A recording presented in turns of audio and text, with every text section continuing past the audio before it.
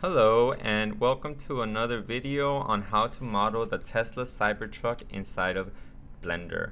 So this video is going to be very beginner oriented. I'm going to try to, even though it's going to be a bit sped up, I'm going to try to explain every single step and a lot of really cool stuff on like how to actually clean up the mesh, how to make sure all the faces are flat, and adding these nice little bevels.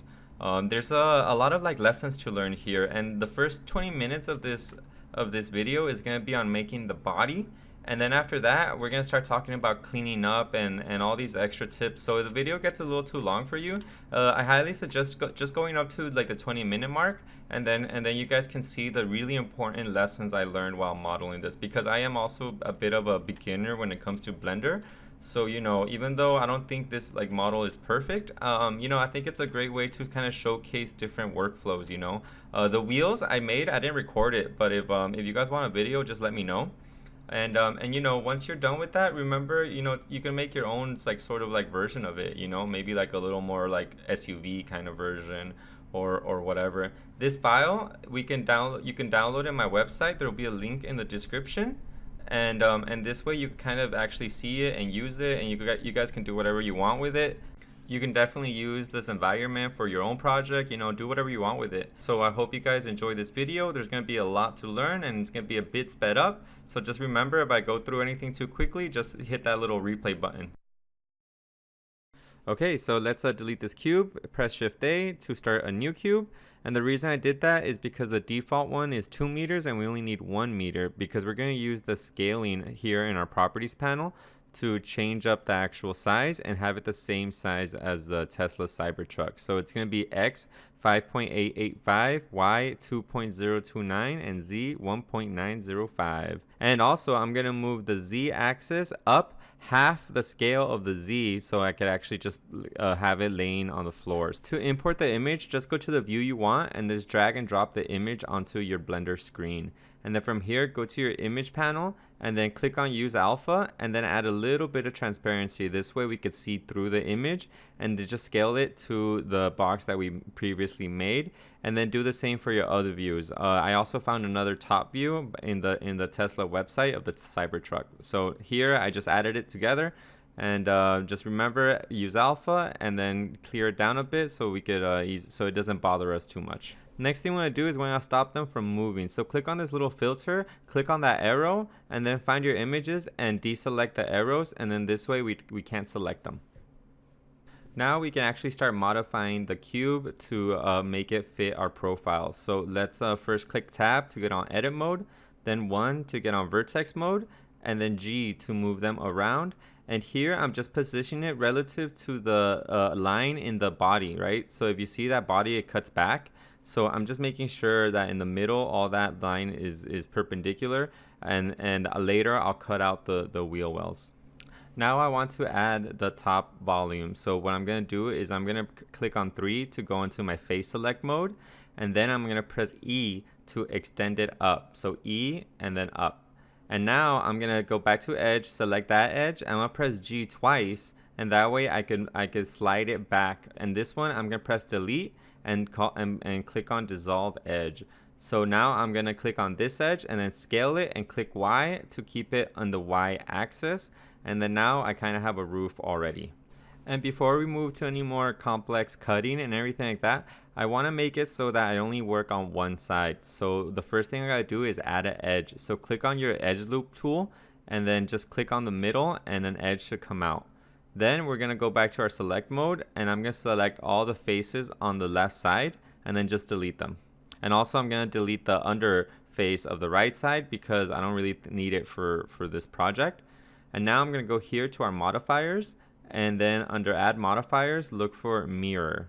And then in the axis, go and make it into a Y axis. And there now we just have one side of it, and we don't have to worry about doing anything on the other side. So now I want to add the front volume of this car, but let's remember that that whole front panel is completely flat.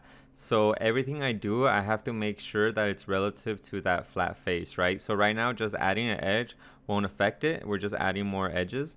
And then I'm adding this edge here to kind of separate it from the hood, right?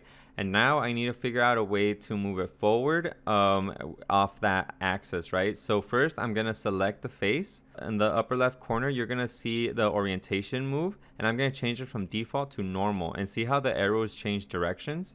Now I'm gonna choose that red arrow, and I'm gonna move it forward. And since it's based off that normal of that surface, I know that it's gonna be straight, you know. And now I move it, I return it back to default and get the bottom edge into the right position, right? This leaves everything nice and flat, and we can move on to cutting our wheel wells. So we're gonna use the knife tool, and if you see that surface that goes down the middle and like the front surface, to cut through it, we actually need to click on Z on the knife tool so that it actually cuts through it, or also just cut one side because we can't really see that face. And if you see down here, you'll notice that that's where you could kind of like choose that option, you know. So if you ever cut something and it doesn't cut through, it's because you need to click on Z. Since I made that first cut a little too high, I'm just gonna grab that edge. I'm gonna press G twice because that way it stays on that plane, and I'm gonna lower it. This makes sure that our planes stay flat, which is really important in this sort of model. It's also important to understand that once you start cutting this up, it's going to be really hard to make these big volume changes clean, you know, without like twisting a lot of the faces. So let's remember, before you start cutting anything into the body, make sure that the overall form and, you know, proportions you're happy with before you start doing this, right? And here in the back, remember, click on Z to make sure that it cuts all the way through. After I delete that, I go down to this edge and I press E to extend everything out. And then from here, I go back to wireframe mode so I can see the image, go on vertex mode, GG, to move it down the line and get it at a better angle. And now I'm gonna press my G tool and Y to move it inboard. And then that gives me this lower face of the vehicle. So now I'm going to start cutting in the DLO, which is car talk for daylight opening, and that's basically the window and all that stuff, right? So first I'm going to press GG on this vertex to get it in a better spot where that body cut is. And then I'm also going to move my middle up the plane just to make that a little flatter and a little closer to what the images are sort of telling me, you know? And then now I'm going to use my knife tool to start cutting that edge onto and the rest of the DLO, right? So the knife tool is here, and just select close to that vertex, and usually it'll snap onto it. And then I'm just gonna click here, click up, and then click on the side. And then from here, what I should have done is instead of just stop it right there in the middle, I should have just kept going down. But here I just kind of press enter, and then I get that point to this point, and then I click on that edge, you know. But that edge on the corner, later we're gonna add it in this video, but I should have just added it all the way through. But luckily, since this is such a simple shape, anything we do is fine. So here, I'm just gonna click on this edge. I'm gonna press I to do a little inset, and then I'm gonna move it down with my G and my Y to move it more inside. And then this gives me a quick little window. And then I'm going to get the bottom edge and move it inboard because towards the bottom, it's further away than the top. So now what we're going to do is make the headlights. So the first thing we're going to do is add an edge loop to the front. And usually an edge loop would go all the way through, but since we did all those cuts with our knife tool with the wheel wells, it's just going to stay localized onto the front. And then to separate it and make the sort of lip right there, I'm gonna first select what we have, delete them, and then I'm just gonna grab those edges and first move them back because I could see that the headlight is a little bit further back. And then once I get it in a good position, I'm gonna press my extend tool and then move it down, you know, using letter E, and then getting 1 to get my vertex, and then G to move it to a closer position. And then I'm going to check it from the front and make sure that it has a nice and balanced feel to it by moving it a little bit inboard. Then to connect all those lines, I'm just going to select them and press F to fill them in. So just get these edges and press F. So here you can see that I sort of tried to use my edge loop tool to add the edge that goes all the way through to make sort of this like inboard cut. But it isn't working. See, it doesn't go all the way through, and that's because of all the knives like I just explained a second ago. So I'm just gonna use my knife tool and then just cut it straight up like that. And remember, press Z so it'll cut through, and press enter. And then now I could grab those lower edges and then move them in from both the front view and also the side view, because that little bevel goes all the way around. Coming from the CAD world, this like workflow is just so relaxing. You know, with CAD, everything's a little more complex. Like you have to think about things a lot. And then with this one, it definitely has its own rules and skill sets, but it's just, to me, it's really relaxing. I like it. And since this model is so simple, as in we're not going to do any mesh smoothing, we don't have to worry too much about the topology, because if you were very, I don't know, a strict 3D modeler, you would be kind of cringing right now, because there's a whole lot of like 5-sided surfaces. Like for example, even the hood, it's 5-sided. But since we're not going to do any mesh smoothing, we don't have to really worry about that. To separate a mesh, just select it and then press P and then click on selection. From here, I select a new mesh and then I add a little loop, and I'm gonna do the same workflow in the back, because now it's easier for me to start separating everything. So here, the headlights, I'm separating them out, and now I'm gonna go towards the back of the car. I'm gonna select the tail light or the tailgate at this point, and I'm gonna press P, selection, and then click on my new selection, click on tab, and then add another edge loop to make the tail light. See, because I didn't want these edge loops to like affect anything else now that the body is sort of like in place. So it's really easy for me to just kind of like separate them first and then make the cut. So now I want to separate the back roof with the trunk, and I still need to add another line there. So I get my knife tool and then I select that corner, and then I use that line to snap into the right angle, and then once I click Z, it goes all the way through. And then now I'm going to go back to selecting them and then just separate them. That's the whole point of this little process, just like kind of setting all the different panels up. Now I'm going to start cutting up the side glass to the different windows and doors. So I'm going to use my knife tool, and then based on the framing that I see in this side view, I'm just going to cut straight through it. And then using these lines, it's going to guide my door cuts. When I look back at this footage of me modeling, I know there's a lot of things I could improve upon, and especially just in the sense of trying to make better decisions when I'm cutting, right? Like, because if I could have probably cut all that window in one slice, you know, when it was one mesh, and then separate them. You know, some of the cuts, you know, like in the upper roof, I could have probably, you know, I had a better like sort of cutting theory when I was doing it. But honestly, you know, you can't really think of, you know, every step in the first time, you know, like so just remember, I'm also learning. You know, if you guys seen my videos, my other videos are all CAD, and you know, but I always love to, you know, just keep on pushing and keep finding new skill sets, you know. So here I separate the doors, and now I want to select them and, you know, press P again so I could start slicing them up and adding the door handles. But before I do that, I do know that because I've been learning my lessons, right, I separate them together. And then here, before separating all of them, I'm gonna do the handle cuts, right? Because I know that both of the handle is gonna be in the same level across, you know, both doors. So it's better for me to cut it right now, you know, while they're still together. And then once I do that, I'm gonna separate them, and then I'll add the handles. So once I finish separating these doors, I can add the edge loops that will make the door handles. So it's really, really easy. And also the great thing about Blender is that later we're gonna use modifiers to, like, you know, make the fillets and the cuts and all that. So all we really need to do is just, you know, get the right angles that we want, and then we select the door handle, and then we just press P and separate it, and the rest of the work is done with modifiers. Then we do the same thing for the driver's side door, and that's basically it for our doors.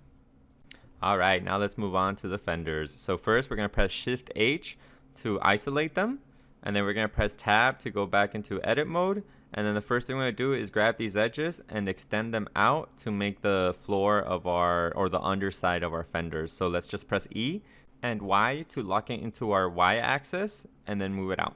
And when I do this, I sort of realize that I could probably do the back at the same time because I want them to be equal distance. So I press undo a bunch, and then I grab the edges of the back, and then I do the same thing again, press E and then Y to lock it into our Y axis.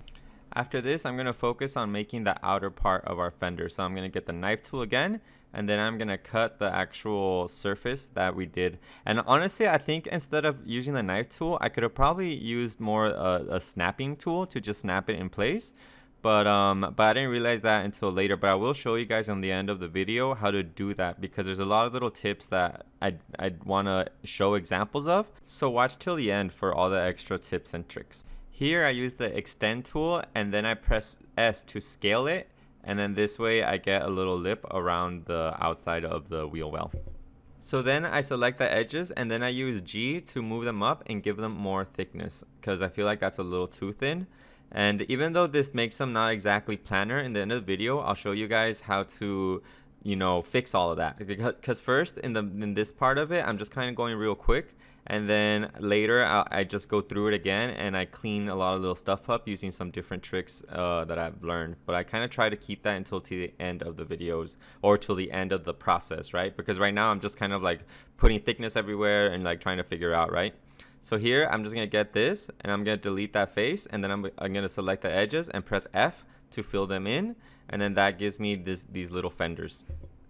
So this little triangle, all I do is I grab that edge, I press G and I move it down, and then I use my fill tool by selecting those edges and pressing F. But before that I need to delete this little surface right here, and then I grab this edge and then I press F, and then that gives me a little triangle to sort of fill in that corner.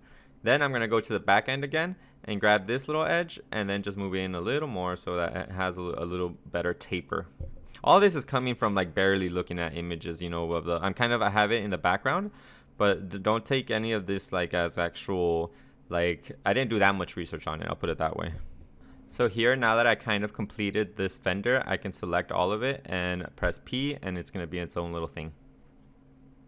Then I want to move on to the lower body of this vehicle. So the first thing I'm going to do is move this face a little bit further forward, because to me it's tapering just a little too much there. So I'm just going to press G and then X and get it at a better, more balanced angle.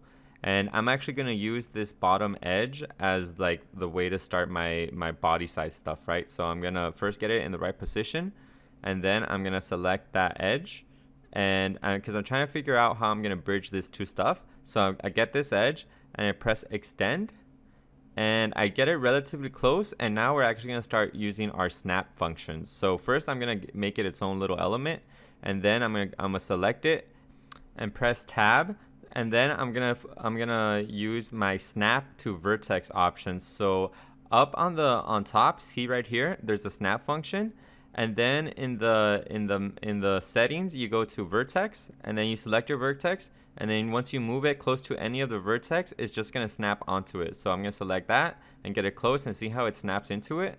And this way it makes everything a lot easier. And if you noticed, I snapped it to the far lower edge. So now I kind of want to get this polygon closer to that edge, right? So I'm gonna make it snap onto the edge, and then there. Same thing with the front. I'm just gonna select the fender, that little point right there, that little vertex, and then snap it to the edge, and that way I know everything is laying on top of everything.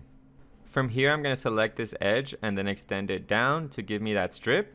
And then from here, I'm going to extend it down and inwards to have it even more inboard. And I think this is where like the battery pack is at. And to sort of move this line around, I'm going to press GG always to always try to keep everything in the same plane, right? You know, it's always, if you can move anything using GG, it's better than just moving it in space, you know, because usually it means it's related to the surrounding surfaces. And if and you know, my philosophy is as long as that happens, everything comes out real nice and pretty. Once I like the proportions of that lower trim, I just gotta cap off the ends, and I'm gonna do that by getting this edge and extending it out. And in my settings, auto merge is on, and auto merge means that wherever a vertex goes into the same space as another vertex, it will just auto merge. So that lower part got auto merged, and then that top part only got snapped on because it's a different mesh. But let me show you guys where to find the auto merge. So what you do is you press N to get all these tools here. You click on tool, and in options here, that's auto merge right there. So you have to be in edit mode, and you have to press N, and under tools, auto merge. Okay, so for the front bumper, I'm actually gonna speed it up a bit because it's kind of like the same lessons, right? Just extending them, pressing P to separate them, then I'm extending that and building. Remember, I'm always trying to build off everything else, right? So that way, it's really, if you really look at polygon modeling, and if you've been seeing my other videos, I kind of have the same philosophy over everything. Like I feel like it's applicable to any sort of modeling theory. If you're using polygons or CAD, try to build off everything, and make it so that everything is related to each other, and it'll make your life a lot easier, a lot prettier. And here, the only thing is with CAD modeling, everything is so technical, and then with polygon modeling, it's so like free flowing. I really like it. It's really I would love to actually work as a polygon modeler. I want to remind people I'm just a hobby polygon modeler. My bread and butter comes from my CAD work. If you've seen any of my other videos, but I love polygon modeling. I think it's really fun and relaxing. If you guys have been following my Instagram, you'll know that I actually use this sort of same technique to make like a little bit of design changes and different things. And I always encourage people, like, once you learn something, try to change it up. Do your own thing, do your own version of the Tesla truck, or maybe do a sports car version. Or it's cool that this like sort of like brutal design is coming into fashion. It's a great way to sort of get used to polygon modeling. So now I'm gonna work on this rear fender, and I want to slow it down a bit to show you guys how to connect surfaces that are on the other side, right? Because all this right now, all this mesh is just this one polygon, right? And I want to connect it to the other side of its mirror, right? But the mirror isn't actually a polygon; it's the modifier. So what we have to do is we have to click on apply modifier, so that instead of a mirror, it's actually a different polygon. See, I just clicked it. So now I could bridge them, right? And then that gives me a nice like starting point, and then I'm gonna press the I tool to sort of extrude them in, and then move them back, and then extrude it up, just to kind of close off that little section.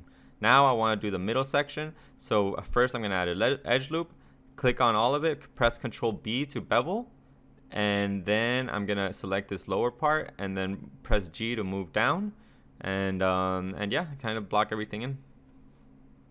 Once I get the proportions I want, I'm gonna use the edge loop tool to insert everything again. So let's go in there again, and then again Control B, and now I'm just adding the sort of like license plate, right? So then I'm gonna add an edge loop there, and then I'm gonna delete that, and now I have a little hole there. I'll get this edge, extend it back, and then I could just fill in these corners and then fill in this back, right? The quick, easy way to sort of like cut out that little license plate holder.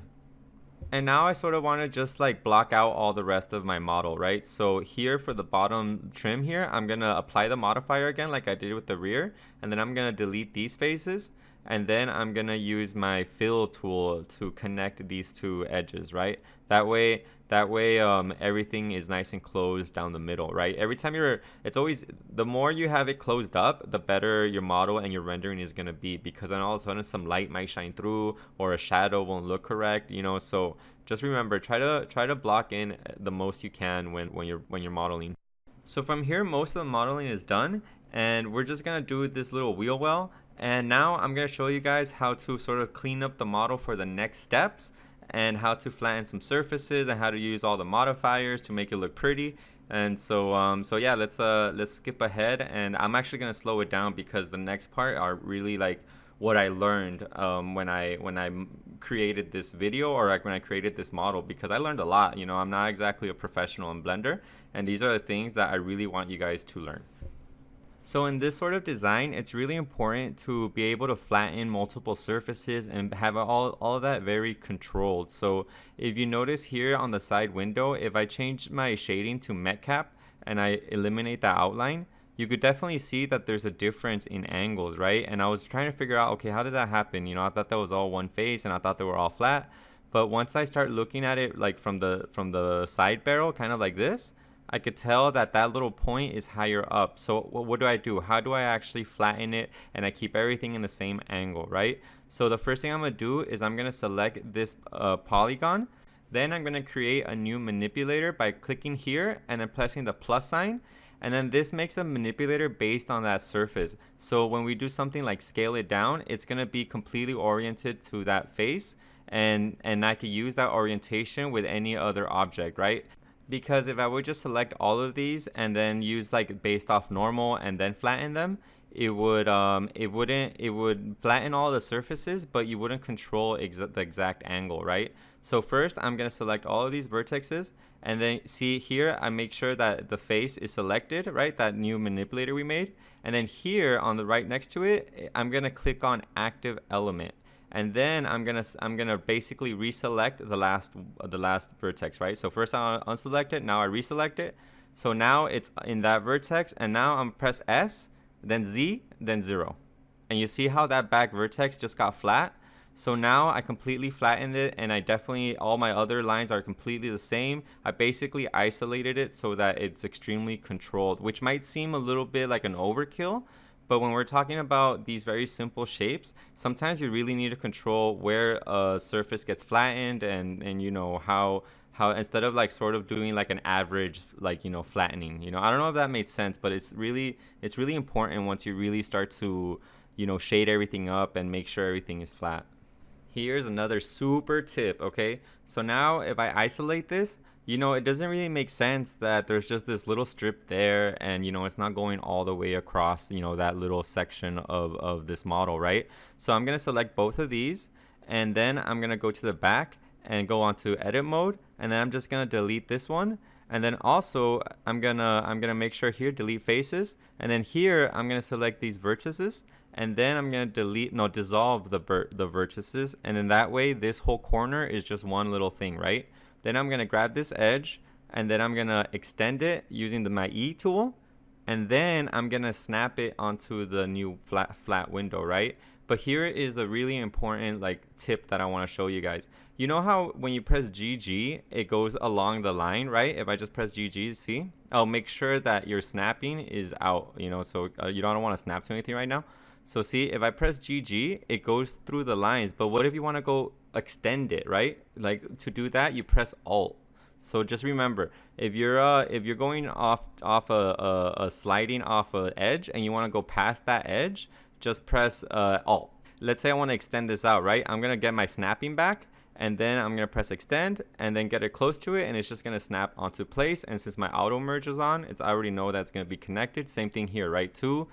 Click on E, and then automatically, you know, connects everything, and then there we go. We have a nice little blocked in side. Now it's time to make them look even better by adding a bevel. So let's go to our modifiers tab, and then here under add modifiers, click on bevel, and see now I put some enormous bevel. So in the width, let's go to 0.001, right? And then so if we look up close, all it did is it just added a little chamfer, right? We don't want a chamfer, we want it like more like a fillet. So we add more segments, okay? And now, as you can see, it added more segments, but the segments are really rough, right? So let's right click it and click on shade smooth. And I don't know if you guys can notice, but a lot of the shading got really weird, right? So what we have to do is go back to the modifiers, and then we gotta use weighted normal, which I'm trying to find, and it's up in the upper left corner right there. And then once we click on that, if you see there, it says enable auto smooth option in mesh settings, right here. So go down here to the mesh settings, and then under normals, auto smooth, and then look. Now we have a nice clean surface. And even though in this example it didn't like make that much of a difference, let me show you guys in the door how we could also, you know, do the same workflow, except that we don't need to do the side windows, right? Because this is still just a flat you know, polygon, but you know, we need some edges. So what we're gonna do is go to the modifiers again, and then we're going to use a modifier called solid. So first let's add the solid. Let's make sure our auto smooth is on, because it's going to be the same workflow. So go to add modifier, and then first we're going to do solid, right? That's a good way to also like do 3D printing, right? If you would just have a polygon and you kind of want to print it out, all you got to do is hit it, make it solid, right? But we don't need that back end. So I accidentally unclicked fill rim, but that was the wrong one. Click on only rim. So now that all we did is basically added like sort of like a draft angle to these things, right?